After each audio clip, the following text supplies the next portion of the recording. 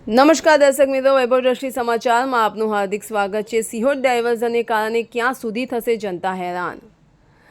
સિહોર ડાયવર્ઝનને તૂટીએ ઘણો સમય થઈ ગયો છે, પરંતુ હજી તંત્ર અને અધિકારીઓ દ્વારા કોઈપણ પ્રકારની કામગીરી શરૂ કરવામાં આવી નથી। સિહોર ડાયવર્ઝનને કારણે હવે પાવી જેતપુરની જનતા જે છે ખૂબ જ હાલાકી ભોગવી રહી છે અને તેઓ ત્રાહિમામ પોકારી રહ્યા છે, પરંતુ તંત્ર અને અધિકારીઓને તો કોઈ પડેલી જ નથી। તેઓ તો પોતાની ઘોર નિંદ્રામાં સૂઈ રહ્યા છે।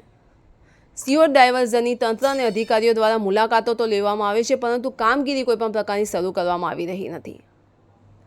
હાલમાં જે દ્રશ્યો સામે આવ્યા છે તેમાં તમે જોઈ શકો છો કે જનતા જે છે એ ભારજ નદીમાંથી પગપાળા પસાર થઈ રહી છે। બાઇકોને ધક્કા મારતા લોકો નજર આવી રહ્યા છે। હવે જો આવા સમયે ભારજ નદીમાં પાણીનો પ્રવાહ વધી જાય અને કોઈ ઘટના બને તો તેની માટે જવાબદાર કોણ?